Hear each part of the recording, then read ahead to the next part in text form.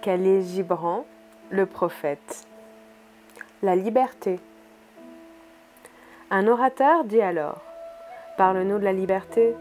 Il répondit : « Aux portes de la cité, dans vos foyers, je vous ai vu vous prosterner et adorer votre liberté, tels des esclaves qui se courbent devant leur tyran et chantent ses louanges pendant qu'il les assassine.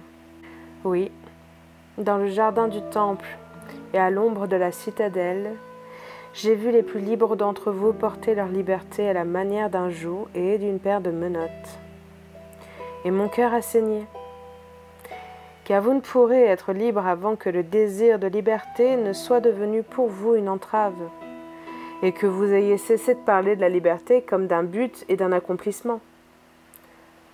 Vous serez vraiment libre, non pas lorsque vos jours seront insouciants et vos nuits sereines, mais plutôt lorsque vous saurez vous élever, nus et sans entrave, au-dessus des soucis et des chagrins qui encerclent vos vies.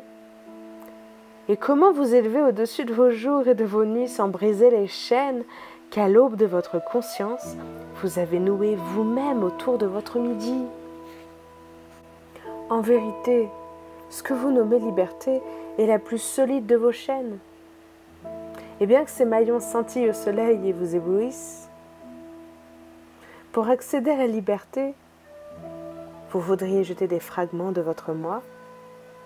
Vous voulez abolir une loi injuste, mais vous l'avez écrite de votre propre main sur votre propre front. Vous ne pourriez l'effacer en brûlant vos recueils de lois, ni en lavant le front de vos juges, même si vous y versiez toute l'eau de la mer.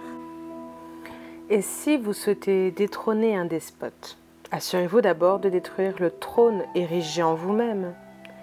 Car comment un tyran pourrait-il régner sur des hommes libres et fiers si leur liberté ne recelait une tyrannie et leur fierté une honte? Si vous souhaitez vous délivrer d'un souci, songez que vous l'avez choisi plus qu'il ne vous a été imposé.